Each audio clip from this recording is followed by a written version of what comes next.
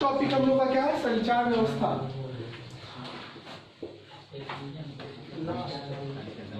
संचार व्यवस्था का मतलब क्या होता है जी? Communication system. कम्युनिकेशन सिस्टम का मतलब होता है कि अपने भावनाओं को या बातों को एक जगह से दूसरी जगह तक पहुंचाना।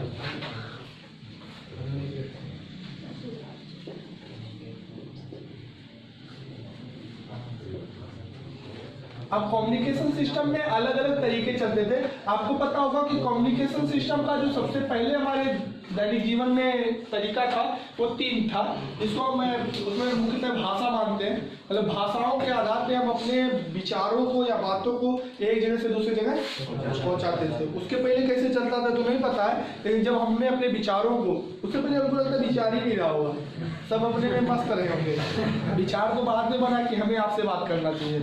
आज भी देखोगे कुछ लोग कम विचार वाले हैं जो किसी से खास मतलब नहीं रखते। तो पहले के समय विचार रहे कि नहीं, इसका इशू नहीं है, बट इशू है कि जो विचार को एक जगह से दूसरे जगह पहुंचाना हुआ, मतलब अपनी बातों को, अपने भावनाओं को एक जगह से दूसरे जगह पहुंचाना हुआ, तो उसका सबसे अच्छा माध्यम पहले क्या बना? भाषा। भाषा ही वो चीज है, आपने सुना होगा, भाषा वह माध्यम है जिससे हम अपने भावनाओं या विचारों को एक दूसरों तक पहुंचाते हैं। अब उस भाषा में 3 तरह के लोगों को काम करना स्टार्ट हुआ। उसमें हम लोग एक मौखिक भाषा यूज किए, जैसा कि यहाँ पे हम दोनों के बीच चल रहा है। मौखिक भाषा का मतलब बोल बोल के अपनी बातों को बताना। दूसरा लिखित भाषा चला, लव लेटर या एप्लीकेशन लिख लिख के काम चलाना वाला हुआ, थोड़ा सा छुपा छुपा चलता है ना। अब मौखिक भाषा में आप खुल के सब जान जाएंगे, लेकिन लिखित भाषा में जिसे भेजोगे वही जान पाएगा। लिखित भाषा भी हमारे यहाँ जब संचार व्यवस्था में नई सिस्टम थी, तो जिसके घर वाले बाहर रहा करते थे, तो अक्सर करके अपने घरों से बातचीत या जो भी डिमांड या जो भी अपनी बातें होती थी, विचार होते थे, उसे किस भाषा में भेजते थे? लिखित भाषा में पत्र लिखकर भेजा करते थे। पत्र लेखन अब धीरे धीरे खत्म हो रहा है, खाली अब किताबों तक बचा है, एग्जाम में पत्र लिखिए, और बाकी अब लिखना बंद हो गया है। उसके बाद में चलता था मौखिक भाषा, मौखिक, फिर लिखित, और लिखित के बाद में सांकेतिक भाषा हम लोग का चलता था, जो कि सबसे शॉर्टकट भाषा होता है। ये हमारे नजदीक रहने वाले इंसान को संकेत के द्वारा भी कुछ चीजें बताई जाती है। जैसे कभी कभी हम अपने कोई दूर बहुत आदमी खड़ा हुआ है, उसे अपने पास बुलाना है, या तो हम अपना गला फाड़े मौखिक भाषा के तौर पे, या तो फिर पत्र लिख के भेजे कि भैया चले जाओ। तो वहाँ पे अगर वो हमें देख रहा है तो वहाँ पे कौन सी भाषा यूज कर देते हैं? ऐसे से कर दूंगे, वो समझ जाएगा, हो रहा है तो बड़ा होता है। तो भले दूर है और सुन नहीं पाया है, लेकिन आपकी बातों को समझ गया। यहाँ पे आपने सुना होगा लोग कहते हैं तुम गलत लिखे हो, गलत बोले हो। यहाँ पे कोई दुनिया में गलत लिखना बोलना होता ही नहीं है। गलत वही है कि आपकी बात को सामने वाला ना समझ पाए, वही गलत है। मतलब तुम प्याज ही बोले हो और प्याज नहीं समझ पाया कि प्याज क्या चीज है, तो जान तुम गलत बोले हो। सही भाषा का मतलब ये नहीं है कि कौन सही है और कौन, भाषा का मतलब ये है कि तुम ऐसा बोलो, चाहे गलत, चाहे सही, चाहे उल्टा, चाहे टूटा, लेकिन सामने वाला क्या जाए, समझ जाए, वही भाषा सही है। मतलब आपने देखा होगा ना कि हम लोगों को यहाँ पे लोगों को कंफ्यूज करने के लिए, मतलब परेशान करने के लिए, या उनके अलग ही मिथ्या बना ली गई है, एक अलग ही सोच बनाया गया, ये एप्पल का स्पेलिंग गलत लिखे हैं। हम सही ये लिख के क्या करेंगे, तुम पूछ ही नहीं पाए क्या लिखा है। हमारा एप्पल लिखने का मतलब था कि हमारी बातों को तुम जान जाओ, और अगर हम गलत एप्पल लिखे हो तुम समझ गए तो वही ठीक है। मतलब भाषा वो होती है जो हमारे विचारों को आप तक पहुंचा दे, वो चाहे किसी भी तरीके से पहुंचाए, लेकिन आप तक पहुंचाए। जो भाषा का तरीका आप तक पहुंचा ले गया वही भाषा क्या है, सही है। जैसे यहाँ पे अगर कोई आके एक बंगाली टीचर बंगाली पढ़ाए, तो चाहे सही बोले और चाहे गलत बंगाली बोले, वो दोनों हम लोगों के लिए क्या है, गलत ही है, क्योंकि उनके विचार हम तक आ नहीं रहे हैं। और एक टीचर अगर इस बात को ध्यान नहीं देता तो कभी नहीं पढ़ा पाएगा। ये किताबों में लिखा है ट्रांसड्यूसर, और दिन भर ट्रांसड्यूसर चिल्लाए, एक भी बच्चा समझ नहीं पा रहा ट्रांसड्यूसर का है, तो वो कितनों ही पीएचडी करके आए, उनका कोई मतलब नहीं, जब तक उसको एकदम शुद्ध देहाती वाला नहीं बता पाएंगे। उसको समझा ले जाओ कि क्या चीज है, तब तो जान लो तुम्हारी भाषा और तुम्हारा पढ़ाने की शैली ठीक है। और वही किताब वाला अगर रट रहे हो, बच्चे समझ नहीं पा रहे हो क्या चीज है, तो मतलब तुम भले ही किताब के वर्ड को बहुत ही सांस्कृतिक वर्ड या बहुत ही प्राचीन वर्ड यूज कर रहे हो, कहते रहो, कुछ नहीं मतलब निकलने वाला है, जब तक कि वो भाषा है। तो हमारे पास जैसे बात होती है कि हम अपने विचारों को आप तक पहुंचा पाए, यही भाषा उत्तम होती है, मतलब जिसमें विचार पहुंच जाए। अब वो लिखित भाषा किसी के लिए उत्तम है, कहीं पे मौखिक भाषा चल रहा है, तो कहीं पर सांकेतिक भाषा चल रहा था। लेकिन तीनों में प्रॉब्लम था कि मौखिक भाषा की कंडीशन ये थे कि आप उनके दायरे में रहोगे तभी काम चल पाएगा। अब तुम मान लीजिए मुहाने बैठे हो तो हमारी मौखिक भाषा आपके विचारों तक नहीं पहुंचने वाली है। चौराहे पर बैठे रहोगे तो हमारी बातें आप तक, आपको इस रूम में ही बैठना पड़ेगा। यहाँ तक कि तुम रोड पे चले जाओ तब भी हमारी मौखिक भाषा आप तक पहुंच नहीं पाएगी। तो मौखिक भाषा का एक कंडीशन ये है कि वो दायरे में ही काम कर पाता है, ज्यादा दूर तक अपने विचारों को फैला नहीं पाता। दूसरा कंडीशन प्रॉब्लम आया लिखित भाषा का। लिखित भाषा में पत्र लेखन में 4 दिन 6 दिन 5 दिन डिस्टेंस कवर करने में लग सकता है। वो मीडिएटर पे डिपेंड करता है कि वो आपको सही जगह तक पत्र पहुंचाएगा कि नहीं पहुंचाएगा। या तो ये पता चलेगा पोस्ट ऑफिस से हम सड़ गया, फाड़ के फेंक देगा, वहीं ले नहीं जाएगा, या ले नहीं जाएगा तो बॉम्बे ले जाना, तो जब बॉम्बे जाएगा तब ले जाएगा ना, तब तक तो रखे रहेगा अपने पास। मतलब लिखित भाषा भी बहुत ज्यादा बेहतर नहीं होता है। ये हमें कम समय में नहीं पहुंचा पाता हमारे विचारों को। जैसे कि हम किसी को पत्र लिख दें और वो अमेरिका रहता है और आपको दे दे भाई आप पहुंचा देना, तो जिस दिन अमेरिका जाओगे उस दिन पहुंचा दोगे। मान लो पूरी जिंदगी नहीं गए तो फिर फाड़ दोगे, क्योंकि कोई जरूरी नहीं कि हमारे पत्र के लिए तुम जाओगे। पोस्ट ऑफिस पे तुम डाल के आओ, क्या आज डालोगे तो पहुंच जाएगा? नहीं। समस्या है। सांकेतिक भाषा का और भी बुरा दायरा है। सांकेतिक भाषा में आपको समझने वाला देखना चाहिए। तुम चाहे जितने संकेत कर लो, अगर वो आपको देख नहीं रहा है कोई मतलब नहीं है। ये क्लासों में भी संकेत चलता है ना, इतना कहीं जरूर उठ के चल रही तब निकले कैसे है सांकेतिक भाषा। लेकिन सांकेतिक भाषा का दायरा क्या है कि वहां सामने वाला जो रिसीवर है वो तुम्हें देख रहा हो, तुम यही हमारे बगल हो लेकिन उधर देखो, और हम सांकेतिक भाषा से कुछ भी बताएं तो हमारी बातों को आप समझ। तो मौखिक भाषा का एक लिमिट है कि वो दायरे में रहेगा तभी काम करेगा, बाहर चला जाएगा तो मौखिक भाषा काम नहीं कर पाता है। लिखित भाषा का एक कंडीशन है कि वो ट्रेवल करने में बहुत टाइम ले लेता है, या तो हो सकता है कि बीच में ही वो पेज फाड़ के फेंक दिया जाए और अपने मिशन तक पहुंचे ना, या ग्राही तक पहुंचे ना। और सांकेतिक भाषा का कंडीशन है कि रिसीवर को आपको ऑब्जर्व करना पड़ेगा। अगर रिसीवर आपको देख रहा है तो आपके विचारों को पकड़ लेगा, अगर नहीं देख रहा है तो हमारी साइंस बोली कि सबसे बड़ी समस्या यही बनी हुई है कि हम लोग अपने विचारों को एक जगह से दूसरी जगह तक पहुंचाने में हमेशा फ्लॉप हो रहे हैं। ऐसे कंडीशन में साइंस ने डेवलपमेंट करना स्टार्ट किया और उसने सबसे पहले बनाया एम्पलीफायर मौखिक भाषा के लिए। मौखिक भाषा के लिए पहले लाउड स्पीकर बनाया गया। हम अभी यहाँ बोल रहे हैं तो मान लेते हैं कि तुम यही सुन रहे हो, लेकिन अगर हमारा वायरिंग कर करके लाउड स्पीकर पूरे बर्डपुर में लगवा दो तो हम यहाँ बोलेंगे पूरे बर्डपुर वाले स्टूडेंट के। मतलब लाउड स्पीकर एक साइंस की वो दे रही जो हमारे मौखिक भाषा को क्या कर दिया, विस्तार किया। मतलब आप देखोगे नेताजी आते हैं वो पूरी फील्ड में अगर वैसे बोले तो नहीं सुन पाएगा हर कोई, खाली मंच वाले सुन पाएंगे, लेकिन माइक लगवा के उसकी लाउड स्पीकर लगा के पूरे जितना बड़ा फील्ड हो उनकी बातें वहां तक पहुंचा दी जाती है। मतलब वहां मौखिक भाषा में इंप्रूवमेंट आ गया और हम ज्यादा दायरा कवर करने लगे। वो साइंस का ही देन था। लेकिन लिखित भाषा में लाउड स्पीकर से कहा, फिर उन्होंने देखा गया कि साइंस में उन्होंने टेक्नोलॉजी को बढ़ाया। आज व्हाट्सएप एफबी और ऐसे इसलिए आए कि तुरंत लिखो तुरंत पहुंचेगा, आपको पहुंचाने की ज्यादा जरूरत नहीं है। हाँ, एक बार में कोई इंप्रूवमेंट नहीं हुआ। वो कौन सी भाषा थी? सांकेतिक भाषा। सांकेतिक भाषा में हम लोग कुछ सिंबल्स ले लिए हैं जिसमें ट्रैफिक पुलिस के पास होती है, तो देखो green light yellow light symbol. कौन सी भाषा है उसकी? पीला जलने मतलब वो कुछ कह रहा है, संकेत दे रहा है कि थोड़ी देर रुको ग्रीन होने वाला है।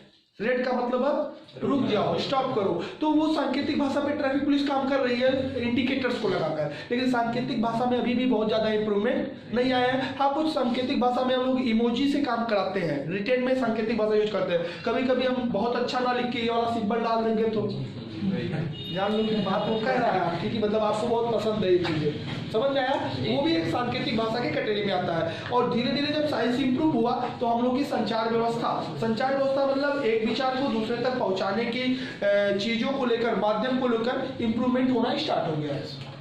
संचार व्यवस्था का क्या कंडीशन है, कैसे काम करता है, उसको जानने के लिए आपको जानना पड़ेगा। इसमें 3 पार्ट्स होते हैं। कितने पार्ट होते हैं? 3 पार्ट होते हैं। पहला कौन होता है? ट्रांसमीटर, जिसको हिंदी में क्या बोलते हैं? प्रेषित। यही प्रॉब्लम है ना, क्या नाम है? प्रेषित, जिसको इंग्लिश में हम क्या बोलते हैं? ट्रांसमीटर। अगर हम ट्रांसमीटर की बात करें इसको प्रेषित ही कहते हैं। तो ट्रांसमीटर जो होता है ये एक फैक्ट होता है। दूसरे नंबर पे आपका होता है चैनल। चैनल को क्या कहते हैं? चैनल ही कहते हैं, संचार चैनल। वो इनके थोड़ा सा हिंदी वर्ड थोड़ा सा समझ में ना, संचार चैनल, ट्रांसमिशन चैनल या ट्रांसमिशन चैनल भी कह सकते हो। और अगला क्या होता है? अभिग्राही, रिसीवर।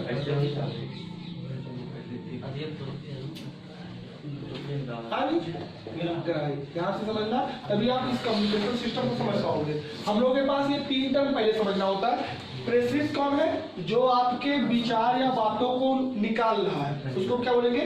ट्रांसमीटर। ट्रांसमीटर वो पार्ट होता है जो विचारों को निकालता है।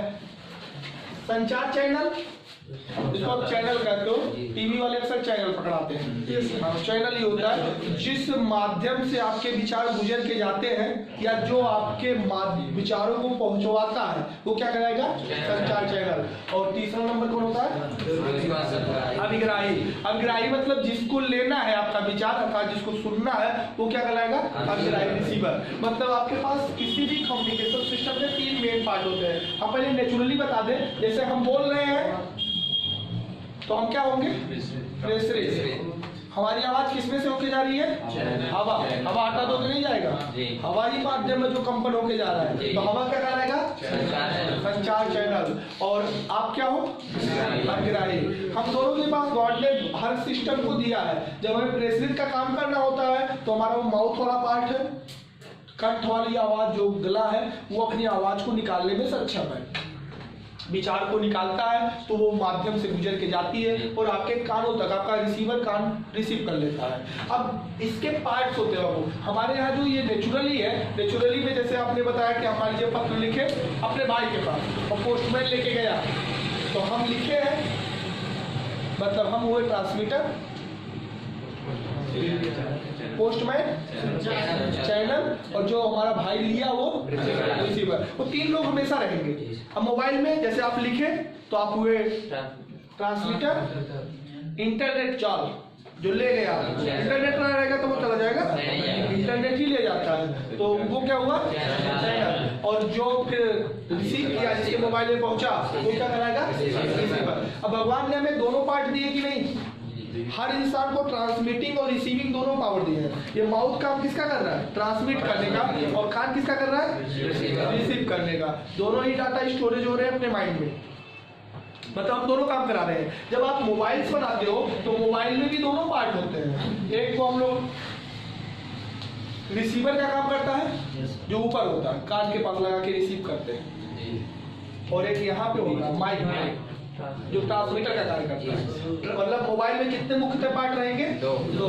कुछ पार्ट ट्रांसमीटर के होंगे जो टाइपिंग कर रहे हो, ट्रांसमीटर है, लेकिन जो स्क्रीन पे आ रहा है ना वो रिसीवर है। मतलब आप जो बोले आवाज वो माइक पे गया कि नहीं गया? माइक उसको जो भी कुछ किया होगा उसके बाद में वो भेजा होगा तो वो उसके गया। जब वो बोला तो वो ट्रांसमीटर, तो वो आपके थ्रू आया तो आपका यहाँ वाला रिसीवर पार्ट ले लेगा और आपके कान तक पहुंचा देगा। अब इस पूरे प्रोसेस को देखेंगे कि ट्रांसमीटर, रिसीवर और चैनल के बीच क्या कॉम्बिनेशन है। हम लोग जब बोलते हैं कोई संदेश तो सबसे पहले किसमें जाता है? माइक, जिसको हम माइक्रोफोन कहते हैं। क्या कहते हैं? जो आज अभी रिकॉर्डिंग हम लोग अपने पास लगा के कर रहे हैं, माइक्रोफोन है। माइक क्या है? माइक है, माइक्रोफोन है। ये हमारी ध्वनि को, ध्वनि मतलब आवाज को अर्थात हमारे विचारों को क्या करती है? गेन कर लेती है। गेन करने के बाद उसे किसमें बदल देती है? अरे भाई ध्वनि एक ऊर्जा है, वो ध्वनि ऊर्जा को किसमें बदल देती है? वैद्युत ऊर्जा में। आपकी ध्वनि ऊर्जा को किसमें बदल देती है? वैद्युत ऊर्जा में कन्वर्ट करती है। किसमें कन्वर्ट करती है? वैद्युत ऊर्जा। अगर कभी आपसे पूछा जाए माइक क्या होता है, माइक किसी का शॉर्ट फॉर्म है। माइक्रोफोन का शॉर्ट फॉर्म क्या है? MIC। माइक्रो लिखते समय MIC आ गया था ना, वही 3 लेटर का खाली माइक कहा जाता है, MIC माइक। तो लेकिन पूरा नाम क्या है? माइक्रोफोन। माइक्रोफोन का काम क्या है? ध्वनि ऊर्जा को वैद्युत ऊर्जा में बदल देगा। हमारे पास जितने माइक होते हैं वो चाहे वायरलेस हो तो चाहे वायर के थ्रू हो, मतलब विथ वायर हो, इनका काम होता है हमारी ध्वनि ऊर्जा को किसमें बदलते हैं? वैद्युत ऊर्जा में कन्वर्ट करते हैं। जब कर लेते हैं तो इसके बाद लगा होता है मॉड्यूलेटर। इसके बाद कौन सा हिस्सा होता है? मॉड्यूलेटर। सोचोगे मॉड्यूलेटर क्या? मॉड्यूलेटर को समझने के लिए थोड़ा सा आपको भी समझना होगा कि हमारी ध्वनि ऊर्जा की जो स्पीड होती है, आपको पता होगा वो धीरे चलती है। ध्वनि ऊर्जा क्या होती है? बहुत धीरे चलती है, और इसके धीरे चलने की वजह से जब हमें दूर तक पहुंचाना होता है तो हमें उसे मॉड्यूलेट करना होता है। मॉड्यूलेट का मतलब होता है किसी पे चढ़ा देना। जैसे आपने देखा होगा जो हमारे रोलर होते हैं, रोड को बराबर करते हैं, तो वो धीरे धीरे चलते हैं। अब मान लीजिए यहाँ से रोलर इलाहाबाद ले जाना है, यहाँ रोड बन के तैयार हो गया, तो रोलर अपने जाएगा तब तो दिक्कत आएगी ना। क्या किया जाएगा? उसको तेज चलने वाली गाड़ी पे चढ़ा दिया जाएगा, और फिर वहां जब वो पहुंचा देगा तो वहां पे, यहाँ किसी भी उच्च आवृत्ति वाले हाई स्पीड वाले वेग पे क्या कर देते हैं हम लोग? उसको चढ़ा देते हैं। विद्युत एक तरंग होता है ना, विद्युत एक ऊर्जा है, ऊर्जा एक तरंग है, यहाँ तरंग रूप में काम कर रहा है। आप जब बोलते हो तो आवाज कहाँ जाती है? माइक में, माइक्रोफोन में, वो उसे किसमें बदल देता है? विद्युत ऊर्जा में। कैसे बदलता है उसको भी जान लो, आवाज कैसे बदल देता है। आपको पता होगा ना, इसके अंदर मैग्नेट लगे होते हैं, चुंबक देखोगे नहीं, मैग्नेटिक फील्ड होता है। क्या होता है? मैग्नेटिक फील्ड होता है। क्या होता है? मैग्नेटिक फील्ड होता है। इस मैग्नेटिक फील्ड में आपका एक कॉइल लगा होता है। जैसे तुम यहाँ बोलते हो, आवाज की वजह से कॉइल हिल जाता है। जैसे वो हिलता है तैसे फैराडे के नियम से विद्युत चुंबकीय प्रेरण के थ्रू उसमें वैद्युत ऊर्जा आ जाती है, वैद्युत धारा। पढ़े हो? कॉइल को हिला दो तो चुंबकीय फ्लक्स में परिवर्तन हो जाएगा, और परिवर्तन होने की वजह से उसमें क्या निकल जाएगी? धारा। मतलब आप माइक में जब बोलते हो तो आपके आवाज से वहां पे कॉइल हिल जाता है, उस तार होता है, हिल जाता है। वो हिलने से पहले वहां मैग्नेट लगाया गया है, मैग्नेटिक फील्ड। क्योंकि वो मैग्नेटिक फील्ड में हिलता है, जब तेज बोलोगे तो तेज वाला वैद्युत धारा निकलेगा, धीरे बोलोगे तो धीरे वाला निकलेगा, क्योंकि जितना तेज वो हिलेगा उतने हिसाब से धारा निकलेगा। और अलग अलग फ्रिक्वेंसी पे बोलने पे अलग अलग धाराएं निकलती है, और वो धारा वैद्युत धारा यहाँ से निकल रही है। समझ में आया धारा कैसे बनता है? इस माइक में कुछ नहीं है, एक कॉइल है, एक मैग्नेटिक फील्ड है। मैग्नेटिक फील्ड में हमारे आवाज की वजह से वो कॉइल हिल रहा है, हिलने की वजह से, वाइब्रेशन की वजह से उसमें फ्लक्स में चेंज हो रहा है, और फैराडे के नियम से वहां प्रेरित धारा निकल रही है, और वही प्रेरित धारा आगे वायर से बढ़ रही है। मतलब वहां से कहाँ जा रही है? हमारी आवाज नहीं जा रही है, हमारी आवाज ये माइक्रोफोन इसको किसमें बदल दे रहा है? धारा किसमें चली जा रही है? तो वायर की वजह से अंदर। समझ में आया? अब ये धारा जब यहाँ आती है ना, बड़ी स्लो होती है। क्या होती है? स्लो। इसकी स्पीड बहुत स्लो होती है। इसको अगर मान लीजिए बॉम्बे तक पहुंचाना तो पहुंच ही नहीं पाएगी, तो इसको हम लोग क्या करा देते हैं? मॉड्यूलेटर एक सिस्टम होता है जिसका काम होता है मॉड्यूलेशन। इसको क्या बोलते हैं? मॉड्यूलेशन। अगर आपसे पूछा जाए मॉड्यूलेशन किस यंत्र से कराया जाता है तो क्या बोलेंगे? मॉड्यूलेटर से। किससे कराते हैं? मॉड्यूलेटर से। और इसमें होता क्या है कि इसमें मूल संदेश, जो मूल संदेश है मेन वाला, जो निम्न आवृत्ति का है, इसकी आवृत्ति क्या है? कम है। इसको उच्च आवृत्ति वाले तरंग पे अध्यारोपित कर दिया जाता है, चढ़ा दिया जाता है। जब उस पर चढ़ा दोगे तो आगे बढ़ेगा। आगे लगा होता है एम्पलीफायर।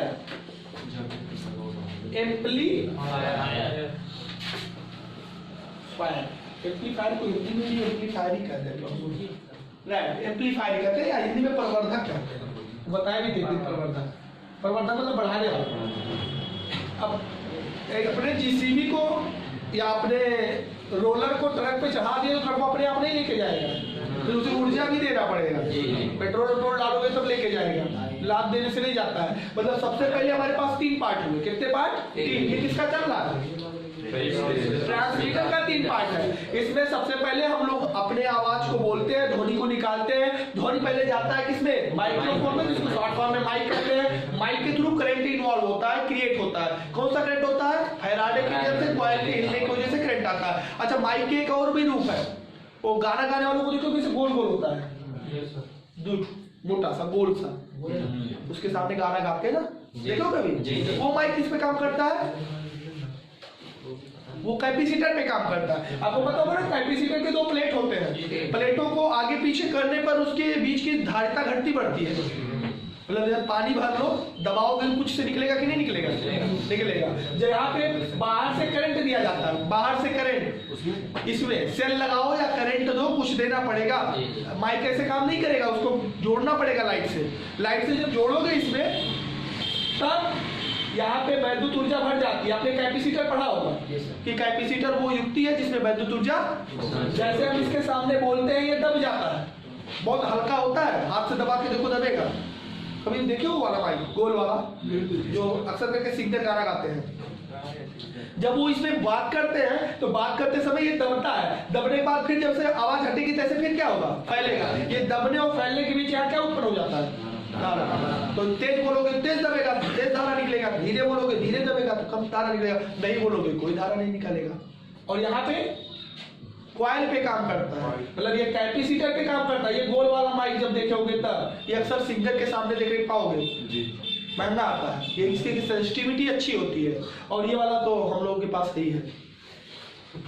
जब आपका 26 जनवरी आ रहा है सर जी लेके बोलेंगे तो यही वाला है, कॉइल वाला। और ये वाला सिंगर के पास या बढ़िया बढ़िया जो यूट्यूबर्स होंगे उनके पास रखा रहता है। दोनों ही माइक का काम क्या है, माइक मतलब माइक्रोफोन, काम है ध्वनि ऊर्जा को बैटरी ऊर्जा में बदलना। ये अपना फैराडे के नियम से बदलता है, कॉइल हिलने की वजह से, और ये कैपेसिटर के दबने और फैलने की वजह से उसमें से वैद्युत धारा निकलती है। जब वैद्युत धारा निकलती है तो वो मूल संदेश जो आपने संदेश भेजा, जो संदेश ध्वनि ऊर्जा में भेजा था, वो संदेश अब वैद्युत ऊर्जा में बदल चुका है। और उस वैद्युत ऊर्जा को हम हाई फ्रीक्वेंसी वाले पे चढ़ा देते हैं, मतलब उच्च तेज चलने वाले पे। जैसे हमने एग्जांपल बताया कि आपकी गाड़ी ये स्लो चल रही है, उसको दूर तक ले जाना है तो उसे तेज चलने वाली गाड़ी पे क्या कर दिया जाए, चढ़ा दिया जाए तो जल्दी से पहुंचा देगा। और जैसे इस पे मॉडुलेट करके उसमें ऊर्जा डाल देते हैं, एम्प्लीफाइड कर देते हैं, मतलब ऊर्जा डाल देते हैं। हमारे बैटरी का काम ऊर्जा डालना होता है। और जैसे ऊर्जा डालते हैं तैसे ये यहाँ एंटीना लगा होता है, एंटीना से निकल जाता है क्या बन के, तरंग बन के। तरंगों की चाल बड़ी तेज होती है, आपको पता होगा। इतना तेज पे चढ़ाया जाता है कि प्रकाश की चाल पृथ्वी को एक चक्कर लगाने में उसको 1 सेकंड का छठा हिस्सा भी नहीं लगता है। मतलब 1 सेकंड में क्या चक्कर मारेगा गिन नहीं पाओगे, क्योंकि पृथ्वी की जो व्यास है वो सिर्फ 12,800 किलोमीटर है, 6,400 त्रिज्या होती है। और प्रकाश की चाल 3 लाख किलोमीटर पर सेकेंड। तो 1 सेकंड में 3 लाख किलोमीटर चलने वाला ये पृथ्वी का चक्कर लगाने में कितना टाइम लगेगा, जो कि 12,000 है इसका व्यास। मतलब आप यहाँ तुरंत डालो आपने ध्वनि को, ध्वनि तुरंत इसमें किसमें बदला, ध्वनि जैसे माइक्रोफोन में डालोगे, माइक में डालोगे, वैद्युत ऊर्जा में बदलेगा, उसे मॉडुलेट करेगा, मॉडुलेट करके हाई फ्रीक्वेंसी पे बैठाएगा, चढ़ा देगा।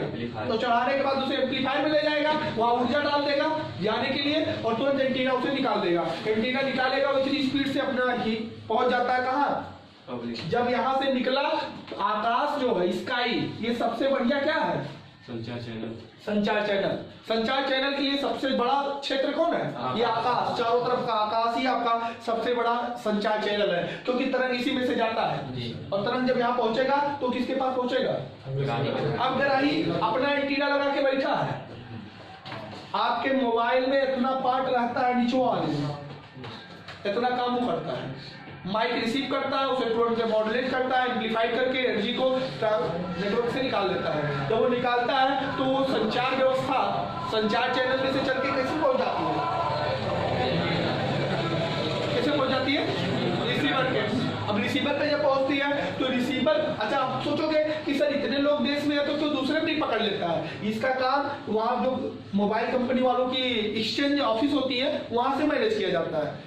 पहले आपका डाटा किसके पास जाता है, जो बोल देते हो, जो लिख देते हो, वो तुम्हारे रिसीवर के पास पहले नहीं जाता है, पहले उस कंपनी, एयरटेल कंपनी या वोडाफोन कंपनी के पास जाता है। चाहो तो निकलवा लो, और निकलेगा तब जब किसी कभी बटन ऑर्डर करो तब देखो मोबाइल छानबीन होगी, तब आपके पूरे डाटा निकाले जाएंगे। वो डाटा पहले किसके पास जाता है, मोबाइल कंपनी वालों की एक्सचेंजर के पास। वो एक्सचेंजर के पास जब हो जाता है तो स्टोर्ड होता है, रखा जाता है। एक साल बाद डिलीट करते रहते हैं, 1 साल तक नहीं रखते। आपका पुराना 1 साल रिकॉर्ड रखा होगा, क्या व्हाट्सएप पे बात की हो, क्या फोन पे बात की हो, क्या एसएमएस पे बात की हो, कहाँ कहाँ कॉल की हो, कितना मिनट बात की हो, क्या बात की हो, सब कुछ रिसीव रखा गया है। कितने साल का, जब 1 साल कोई प्रॉब्लम नहीं आता है, पिछला 1 साल का रखा रहता है, उसके पीछे का उड़ाते रहते हैं। और उसके बाद में स्टोरेज की जरूरत है ना, लेकिन वो चीजें उनको मिलता है, फिर वो अपने हिसाब से भेजते हैं एंटीना को देखकर कि हमारा जो रिसीवर है वो किस क्षेत्र में है।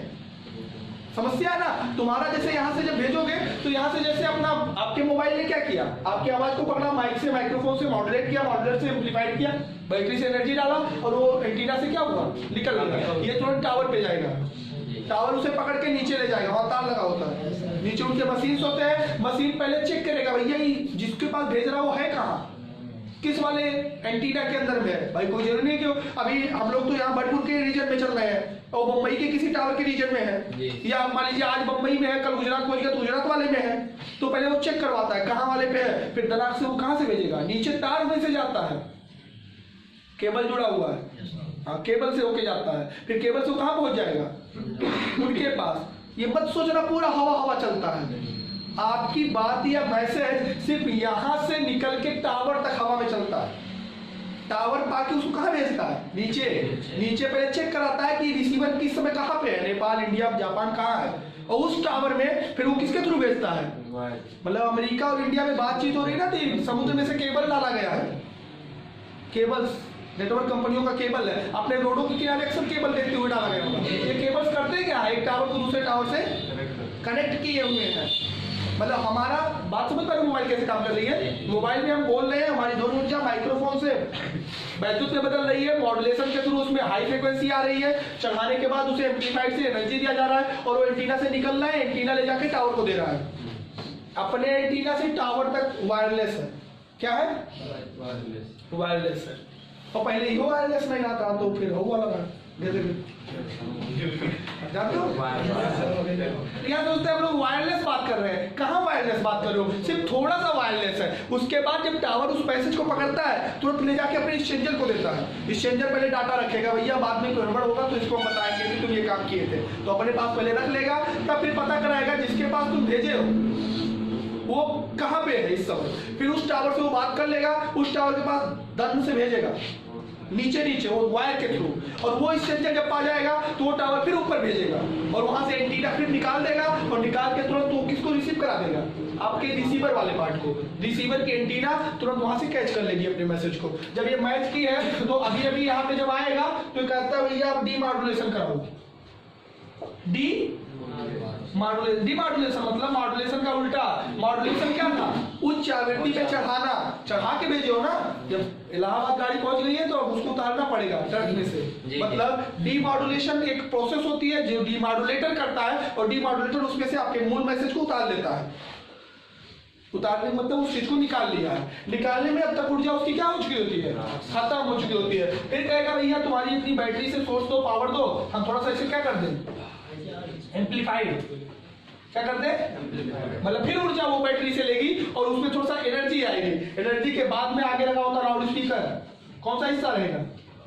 लाउड स्पीकर का काम उल्टा, माइक्रोफोन का उल्टा। माइक्रोफोन ध्वनि ऊर्जा को वैद्युत आ चुका है ऊर्जा लेकर, ये ध्वनि में बदल के आपके मैसेज को यहाँ निकाल देगा और ये रिसीवर आपके बात को सुन लेगा। समझ में आया कैसे सुनता है? इस तरह की प्रोसेस में हमारी संचार व्यवस्था काम करती है। इसमें कई भी टर्म्स आते हैं, तो पहले तो संचार व्यवस्था को आपको जानना है। संचार व्यवस्था वो व्यवस्था होती है जिसमें हम अपने विचारों को एक जगह से दूसरे जगह पहुंचाते हैं। संचार व्यवस्था में कम्युनिकेशन सिस्टम में आज जो चल रहा है वो हमारा मोबाइल सबसे टॉप लेवल पे चल रहा है, जिसमें हम अपने बातों को बहुत आसानी से इधर से दूसरे जगह पहुंचा लेते हैं। हमारे मोबाइल से एक जगह से दूसरे जगह पहुंचने में 3 मुख्य पार्ट होते हैं: ट्रांसमीटर, संचार चैनल और रिसीवर।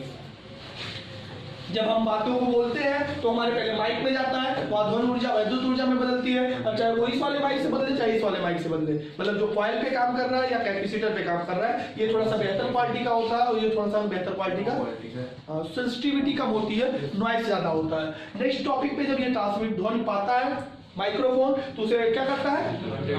मॉड्यूलेट करता है, जिसमें आपको पता होगा कि उच्च आवृत्ति वाले तरंगों पे चढ़ा देता है। फिर उसमें एनर्जी डालता है कौन? एम्पलीफायर, और फिर उसे एंटीना से निकाल दिया जाता है। जब एंटीना से वो माध्यम में निकलता है, संचार चैनल आकाश में जाता है, तो नजदीकी टावर द्वारा उसको पकड़ लिया जाता है और वो फिर अंदर डाल दिया जाता है वायर के थ्रू। ऊपर से वायर आ जाता है नीचे एक्सचेंजर लगे होते हैं, वो आपके डाटा को स्टोर कर लेते हैं, कॉपी कर लेते हैं।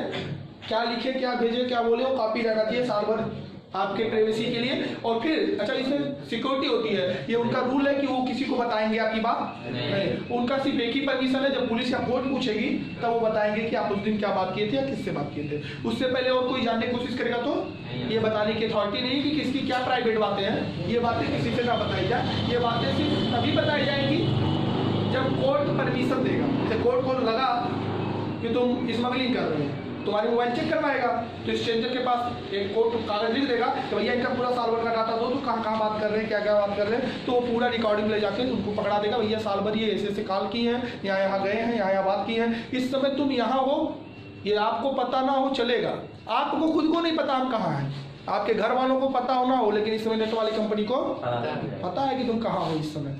अगर उसको पता करना हुआ कि तुम कहाँ हो इस समय, इस दिन कहाँ थे, तो तुरंत पता करेगा भैया इनकी मोबाइल उस समय किस रीजन में थी। हमारे टावर से कितनी दूर और किस एंगल पे थी, वो तुरंत पता कर लेंगे। इस समय बर्डपुर का टावर पकड़ा था, बर्डपुर से टावर से इस एंगल पे इतने मीटर पे बैठे थे, और तुरंत आप पकड़ा जाओगे। मतलब तुम यहाँ चल रहे हो ना, लेकिन सिक्योरिटी नहीं होगी। हम लोग जितने डिजिटल में हैं, तुम्हारी हर डाटा अकाउंट से लेकर तुम्हारे यहाँ रहने खासने तक की पूरी बात आपको पता होगा ना। गूगल और उसमें देखे होगे, जब किसी चीज को एफबी में एक बार सर्च कर लो तो बार बार वही दिखाता है जी। हो जान जाता है कि अब तुमको उसी टाइप की चीजें चाहिए, बार बार वीडियो वैसा ही लाएगा। जो एक बार पढ़ाई वाला सर्च कर लिए, बार बार पढ़ाई, भोजपुरी गाना 2 बार सर्च कर लो ना, अगली बार से वो एफबी भोजपुरी दिखाने लगेगा, वहाँ जो टाइटल उटिल आएंगे, क्योंकि वो जान जाते हैं आपकी मिशन को लेकर। तो हम यहाँ बता रहे हैं कि कैसे ट्रांसमीटर काम करता है। ये तरंग जब नेटवर्क कंपनी द्वारा टावर से पकड़ा जाता है तो नीचे जाता है, इस चैनल से कॉपी करता है, फिर वायर के थ्रू भेजता है। मतलब तुम यहाँ बात करते हो अमेरिका, तो इंडिया अमेरिका सटा है, इन इंडिया और अमेरिका के बीच समुद्रों में से केबल भेजा गया है। टावर कंपनियां उस केबल में से अपने मैसेज को ले जाती है, हवा में से नहीं जाता है। तो वो वहां जब पहुंचता है तो टावर फिर ऊपर उठाता है और ले जाके वहां पता कर लेता है हमारा रिसीवर किधर है, किसको भेजा गया है, और उसी को भेज दिया जाता है, वापस कर दे दिया जाता है। और जैसे वहां पे वो देगा वेव के फॉर्म में, तैसे रिसीवर अपने एंटीना से पकड़ लेगा, पकड़ के उसको डीमॉड्यूलेट करेगा, मतलब उतारेगा हाई फ्रीक्वेंसी से, फिर एनर्जी डालेगा और लाउड स्पीकर में डालेगा, फिर वो आपकी वैद्युत ऊर्जा ध्वनि ऊर्जा में बदल जाएगी। मतलब जो तुम यहाँ बोले थे वो यहाँ निकल जाएगा। ये सब प्रोसेस करने में 1 सेकेंड का लगभग 10,000 से भी कम टाइम लगता है। मतलब बहुत ही कम टाइम में सब प्रोसेस। क्यों? क्योंकि तरंग की चाल बहुत तेज है, इसलिए सब काम बहुत टाइम लगता है। अब सोच लो कि एक ही केबल में सब आ जा रहे हैं, तुम भी कान लगा दिए, हम भी कान लगा दिए, तो सब मैसेज जा रहा है कि नहीं टावर के पास, सब उसमें डाल के सबको सिर्फ भेज रहा है कि नहीं। जब ज्यादा लोग आने जाने लगेंगे तो दिक्कत होगी कि नहीं। इसीलिए जब डेट ज्यादा लोग चलाने लगते हैं, बात ज्यादा लोग करने लगते हैं, तब नेटवर्क लूज हो जाता है, कनेक्शन कटने लगता है। क्योंकि जब एक ही वायर में कई लोग चलोगे, कई मैसेज चल रहे हैं, भाई 2 वायर तो है नहीं, आप भी कॉल लगाए हो, हम भी कॉल लगाए हैं, तो दोनों का मैसेज जा रहा है ना टावर के पास, दोनों तो उसी वायर में भेज रहा है। वायर के थ्रू किसी को इलाहाबाद भेजा है, किसी को अहमदाबाद भेजा, जो जहां भेजा उसी टावर में भेज रहा है। तो उसी एक ही तार में बड़ी भीड़ होती है मैसेजों की, आ रहे हैं जा रहे हैं, आ रहे जा रहे हैं। जब वो भीड़ बढ़ जाती है तो हमारे चैनल लूज हो जाते हैं। जैसे मतलब चैनल लूज होने का मतलब, अब देखोगे कभी नेट नहीं पकड़ेगा, कभी बताएगा और कोई उपलब्ध नहीं है। उपलब्ध का मतलब ये नहीं कि तुम्हारे मोबाइल में प्रॉब्लम है, प्रॉब्लम उस रास्ते में आ रही है, बहुत ज्यादा भीड़ हो चुकी है, बहुत ज्यादा मैसेज ट्रेवल कर रहे हैं, इसलिए आपके मैसेज को ले भाई। अगर गली है, गली में भर गए लोग, तो उसी में घुसो गया तो सबको दिक्कत आएगी ना, ट्रैफिक लगेगा। जब ट्रैफिक लगती है तो हमारी स्पीड स्लो हो जाती है। जब ट्रैफिक लगती है, आपने सुना होगा कि जब ज्यादा लोग नेट चलाने लगते हैं तो स्लो हो जाता है। अब किसी गली खाली है तब से दौड़ोगे ना, जब गली भरा भरा है, सब लोग सिर्फ चल रहे हो और एक के वायर, इस तरह हम लोग ये काम करते हैं। चीजें समझ में आया। अगला टॉपिक होता हूँ, इसमें टर्म है, पहला टर्म है सिग्नल। अब एक बार पूछा जाता है सिग्नल क्या है, तो आपको सिग्नल क्या होते हैं, हमारे जो मूल संकेत होते हैं उन्हीं को क्या बोलते हैं, सिग्नल बोलते हैं। सिग्नल सिग्नल सिग्नल का मतलब तो सिग्नल कट गया, सिग्नल हमारा यही बनता है।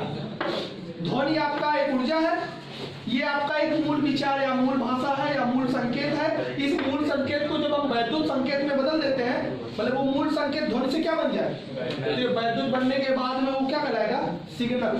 तो यहाँ जो हमारे कम्युनिकेशन सिस्टम में सिग्नल वर्ड होता है, ये आप यही बताओगे कि किसी भी संचार व्यवस्था में संकेत या सिग्नल का अर्थ है वैद्युत संकेत, मतलब वैद्युत में बदलने के बाद।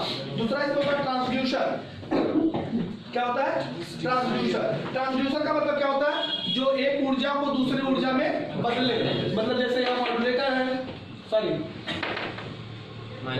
ये क्या नाम है, माइक, और इसमें माइक का काम ध्वनि ऊर्जा को वैद्युत में, लाउड स्पीकर का काम वैद्युत को ध्वनि में। जो एक ऊर्जा को दूसरे ऊर्जा में बदले उसका नाम क्या लिया जाता है, ट्रांसड्यूसर। रिएक्टर में आएगा ट्रांसड्यूसर, बताएंगे ट्रांसड्यूसर वो युक्ति होती है जो ऊर्जा के एक रूप को दूसरे रूप में बदल देती है। अगला इसमें टर्म आएगा शोर, नॉइस। क्या होता है शोर, ये चीजें जानना है तो हम बताएंगे। बीच में आने वाली अवांछनीय सिग्नल को शोर कहते हैं। तो हम इसका एक पेज जब भेजेंगे तो वहां सब हेडिंग लिखा है। शोर का मतलब आपने देखा होगा, जब हम लोग बोलते हैं कभी कभी तो माइक ची पी, उसी में पता नहीं क्या करता है, सुनो। हमारे मूल संकेतों के बीच आने वाला अवांछनीय, अवांछनीय मतलब जिसे हम नहीं चाहते हैं, फिर भी उसी में वो मैसेज आ रहा है। ऐसे मैसेज को हम क्या बोलते हैं? शोर या नॉइस। इंग्लिश में नॉइस, हिंदी में शोर। अगला इसमें हेडिंग आता है छीड़ता। आपको पता होगा कि जब हम किसी भी संचार व्यवस्था से अपनी चीजों को भेजते हैं तो उसकी ऊर्जा में क्या हो जाती है? हानि हो जाती है। उसे हम क्या करते हैं? छीड़ता करते हैं। उस छीड़ता को खत्म करने के लिए क्या लगा होता है? ऊर्जा को बढ़वाने के लिए। तो ऊर्जा वहां पे क्या हो चुका होता है? खत्म हो चुका होता है। अगला क्या है? एम्प्लीफिकेशन, परिवर्धन। तो आपको पता होगा एम्प्लीफिकेशन क्या चीज है? ये एम्प्लीफायर के थ्रू किसी की संकेतों को परिवर्तित करता है, मतलब उसमें ऊर्जा इंक्रीमेंट करता है या प्रबलता को बढ़ाता है। अगला हेडिंग होता है परास। परास का मतलब क्या होता है? किसी भी टावर के चारों तरफ वो है दूरी, जितने दूरी में वो अपनी संचार व्यवस्था को मेंटेन रखता है उसी को उसका क्या कहते हैं? परास कहते हैं। ये उसके टावर की ऊंचाई पे डिपेंड करता है। ये ज्ञात भी किया जा सकता है। जिसकी लगभग परास होती है 2 REH, पृथ्वी की त्रिज्या और ऊंचाई, टावर की ऊंचाई, उसके आधार पे आपका पता चलेगा कि वो टावर कितना दूर कवर करेगा। हम ज्यादा ऊंचाई नहीं रखते हैं क्योंकि पृथ्वी का आकार गोल है, तो गोल होने की वजह से एक टावर पे काम और एक टावर लगा दोगे तो ये अपना ये रीजन कवर करेगा, तो हाई गोल कवर करेगा। इसलिए हर जगह जगह पे क्या लगाना पड़ता है? अब ये यहाँ पकड़वाता है, ये यहाँ पकड़वाता है, क्योंकि ये भेजेगा तो सीधा भेजेगा ना, तरंग सीधा भागता है, तो इसे निकल जाएगा तो यहाँ आदमी बैठा है तो कैसे पाएगा? इसलिए यहाँ भी टावर है और पृथ्वी गोल है ना, तो ये टावर जैसे इसको खींच लेता है यहाँ। मान लो एक आदमी यहाँ है और यहाँ वाला टावर भेजा तो सीधा भेज पाएगा यहाँ पे, तो ये इसको पकड़ा देता है, इसको पकड़ा देता है। लेकिन ये ऊपर से नहीं आते हैं, टावर से टावर तक केबल से जोड़ा गया है। किससे जोड़ा गया है? केबल से। वो नीचे केबल में से चलते हैं। अगला टॉपिक इसमें होती है मॉड्यूलेशन। मॉड्यूलेशन का मतलब ये वाहक का कार्य करता है। इसमें अपने मूल संकेत जो निम्न आवृत्ति का है, इसे उच्च आवृत्ति वाले तरंगों पे क्या कर दिया जाता है? अध्यारोपित कर दिया जाता है, जिससे वो अधिक से अधिक दूरी बहुत कम समय में चल लेता है। अगला होता है डीमॉड्यूलेशन। डीमॉड्यूलेशन जानते हो? मॉड्यूलित तरंग में से मूल तरंगों को निकालने की प्रक्रिया को, जो मॉड्यूलित तरंग था जिसपे चढ़ाया गया था उसमें से अपने मूल संकेतों को निकालने को क्या बोलते हैं? डीमॉड्यूलेशन कहते हैं। अगला आपसे एक चीजें आएंगी कि हमारा पृथ्वी में जो वायुमंडल है, जिसको हमने 5 भागों में बांटा है, आपको पता होगा, क्षोभ मंडल, समताप मंडल, मध्य मंडल, आयन मंडल और वायुमंडल। इनमें से हमारे किस तरह के चैनल्स काम करते हैं? तो चैनल आपके 3 तरह के वेव्स में काम करते हैं। एक भूतरंगे,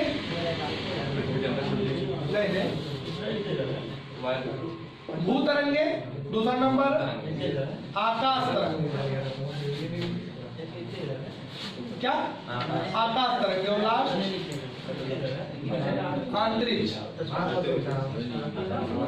कितनी तरंगे होती है? 3। एक ग्राउंड वेव बोलते हैं और इसका नाम थोड़ा सा अलग रख दिया गया।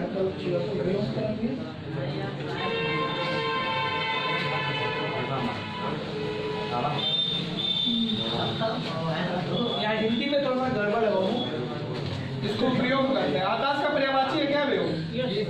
तो इसको क्या कहते हैं? आकाश। लेकिन वास्तव में यहाँ मतलब आकाश से नहीं है, ये अंतरिक्ष से है। इंग्लिश पढ़ोगे तब जान पाओगे, इंग्लिश में इसको क्या बोलते हैं? Ground wave, sky wave. Sky माने आकाश, लेकिन हिंदी में आकाश इसको कह रहा है।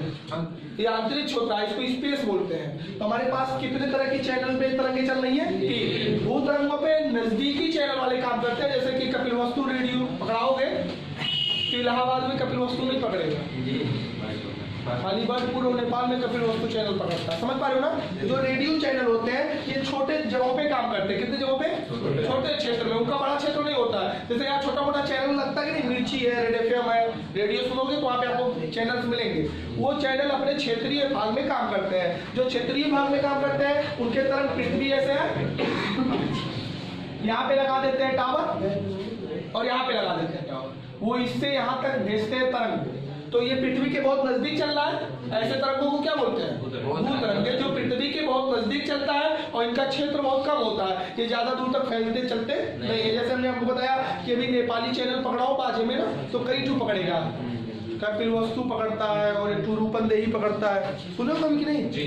ना सुनने पाए तो किसी होटल में बैठो, होटल वाले अक्सर पकड़वाते हैं। वहां भी ना सुनने को पाएंगे तो ईटा पाथने वालों के पास जाओ, वो जरूर पकड़वाएंगे। तो उनके पास जो होती है, हम जानते हैं कि ऐसी तरंगे जो कम क्षेत्र में कार्य करती हैं और जिनका संचरण पृथ्वी के बहुत नजदीक होता है, उसी को क्या बोलते हैं? भू तरंगे। आपके गोरखपुर में भी चैनल है, रेडियो पकड़ाओगे तो रेडियो सुनने का शौक ज्यादातर कार वालों को रहता है। कार वाले अक्सर रेडियो ऑन करते हैं, कार ड्राइविंग करते समय रेडियो ऑन करके चलते हैं। रेडियो ऑन करके चलने से 3 फायदा होता है, उसमें जगह जगह पे ट्रैफिक बताता रहता है कि यहाँ पे ट्रैफिक चल रहा है, तो हम लोग रास्ता बदलते रहते हैं कि भाई उधर ट्रैफिक होगा तो इधर से निकल लेते हैं। कितना देर तक ट्रैफिक रहेगा ये भी जान जाता है, कैसे पता करते हैं भी जस्ट बता रहे हैं। लेकिन कुछ हमारे ऐसे होते हैं जो बहुत ऊपर तक जाते हैं। कहाँ से जाते हैं?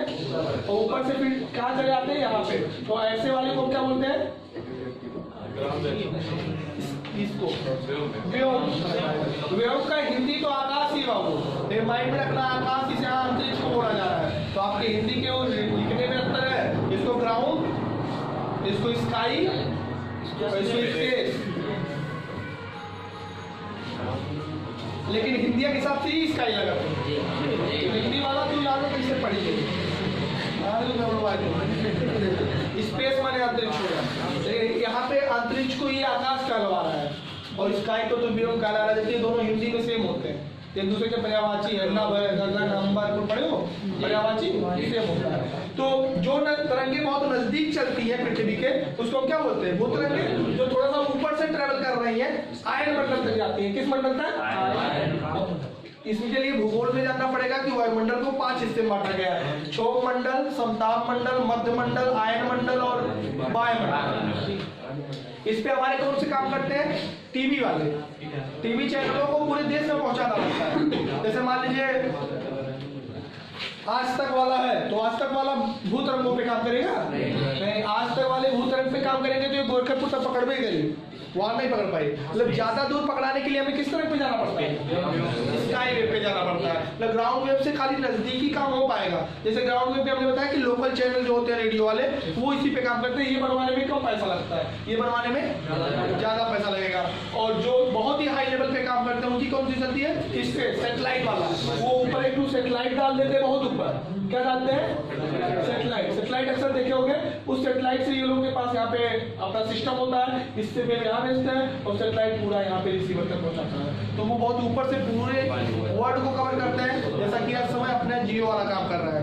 जियो जो काम कर रहा है वो किस वेव पे काम कर रहा है? स्पेस वेव पे काम कर रहा है। वो पूरे इंडिया को कवर करा रहा है बहुत अच्छे तरीके से, क्योंकि जितने ऊपर से गिराओगे सब पाएंगे। उससे नीचे कौन है? स्काई, व्योम तरंगे। इस पे कौन काम करते हैं? ये टीवी वाले चैनल। और एक कौन होता है सबसे खास, मतलब सबसे local? Ground wave. Ground wave एक क्षेत्रीय चैनल के लिए होता है। तो आपको यहाँ ये बीच में संचार चैनल ये ध्यान दे के ही बनाना होता है। अलग की बात, अगर रेडियो चैनल भी बनवाया जाए तो लगभग 60 से 70 लाख लगते हैं। ये वाला बनवाओगे तब 70 लाख रुपया लगी तब बन पाई। हाईपुर बनवा के लिए अपने बात करेंगे।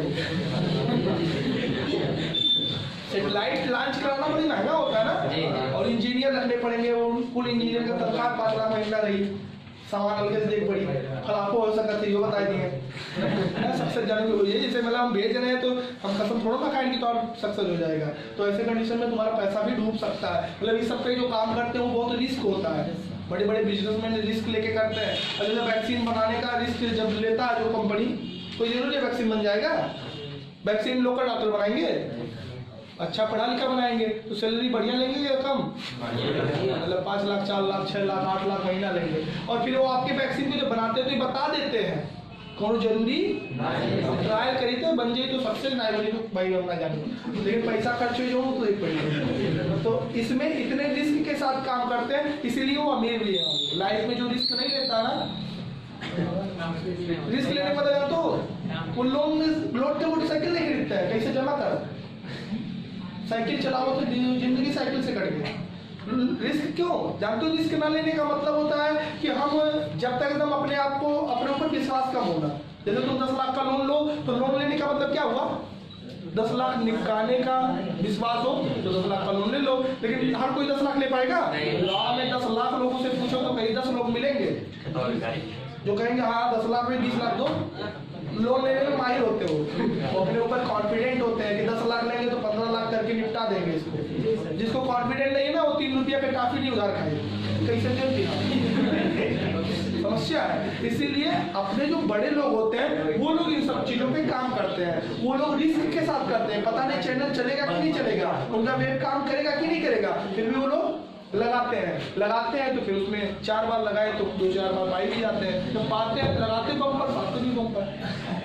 अगला टॉपिक होता है कि हमारी जीपीएस क्या होती है और नेटवर्क क्या होता है। तो आपको जानना है कि जीपीएस क्या चीज़ है। हम लोग की पोजीशन को बताना, नेटवर्क के सिस्टम का, नेटवर्क जाल का हुआ सिस्टम जो हमारे लोकेशन इनको बताता है, उसे क्या बोलते हैं, जीपीएस। मतलब आपका सिस्टम इस समय कहाँ है, इस बात को बताने के लिए जीपीएस का यूज किया जाता है। जीपीएस का सबसे पहले उपयोग रेलवे और ट्रांसपोर्ट में किया गया। जैसे इस समय ट्रेन कहाँ है, ये आप मोबाइल से जान जाते हो ना, वहाँ पे एक जीपीएस लगा हुआ है, जीपीएस नेट पता कर ले रही है कि वो इस समय कहाँ है, और वो आपके मोबाइल पे भेज दे रही है कि हाँ ट्रेन इस समय यहाँ पे है। जो कि थोड़ा सा अंतर होता है, जीपीएस तो नहीं पकड़ पाता है, और इसके बेस पे वो जान जाता है कि आपका ट्रेन कहाँ है या आप कहाँ हो। आज तो जितने ट्रक चला रहे हैं, ट्रक के मालिक हर ट्रक ड्राइवर के ट्रक में क्या लगवा दिए हैं, मतलब वो ट्रक लेके भागने की कोशिश भी करें, जैसे ट्रक चलेगा तैसे जीपीएस बताएगा कि अब चलने लगा, जैसे मालिक के मैसेज आ जाएगा, लग रहा है गाड़ी स्टार्ट होगी। गाड़ी कहाँ जा रही है, जीपीएस बताएगा। नेपाल बॉर्डर क्रॉस करती कि यार बिहार बॉर्डर क्रॉस करती, तो रुका, ये मालिक जाना था कि गोदाम पे रुका, तो नेपाल कहाँ लेके जाता, तुरंत फोन लगाई, और मान लो ना ही रोका तो थाना पर लगाई थी, गाड़ी लेके भागा लेके रुको।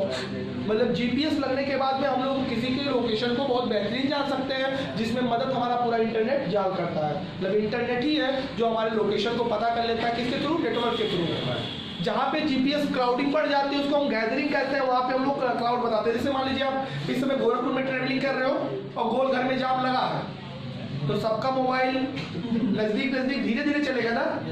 आपकी मोबाइल चल रही थी, कार चला रहे थे, तेज चल रहा था, तो नेटवर्क को तो पता है ना कि अभी यहाँ पे कंपियरगंज मानीराम पहुँच गए। फिर जब गोल घर में घुसे तो सब लोग, अब वो वहाँ से पता कर लेता है कि गोल घर वाले हिस्से में इतने जीपीएस बैठे हैं, सब खड़े हैं, अभी धीरे धीरे चल रहे हैं, इसके मतलब वहाँ पे क्या लगा है, तो तुरंत वो रेडियो वालों को बोल देगा कि भाई उधर तो जीपीएस की क्राउडिंग बढ़ रही है, लोग जल्दी नहीं निकल पा रहे हैं, अर्थात वहाँ पे गाड़ियों की जाम लग चुकी है। तो रेडियो वाले मैसेज इस पे अलाउड कर देंगे कि गोलघर की यात्रा करने वाले यात्री ना जाए, वहाँ 1 से 1.5 घंटे तक का जाम लगा हुआ है। वास्तव में वहाँ जाम लगा हुआ, जाम वो देखने नहीं आया है, वो वहाँ के आपके चलने के रेट को पता कर लेता है कि भैया तुम 40 के रेट से अभी तक चल रहे थे, ये 2 के रेट से क्यों चल रहे हो, 2 किलोमीटर पर घंटा के रेट से क्यों चल रहे हो, धीरे क्यों चल रहा है आपका, और सब जीपीएस नजदीक क्यों है। इसके मतलब सभी के मोबाइल नजदीक है, तो मतलब क्राउडिंग बढ़ चुकी है, और क्राउडिंग अगर रोड पे बढ़ी हुई है तो रोड पे क्राउडिंग मतलब जाम, और वो जाम वो लोग बिना देखे पता कर लेते हैं। तो हमारा जीपीएस जो होता है वो किसी के लोकेशन को ऑब्जर्व करता है, वो भी कम्युनिकेशन सिस्टम का एक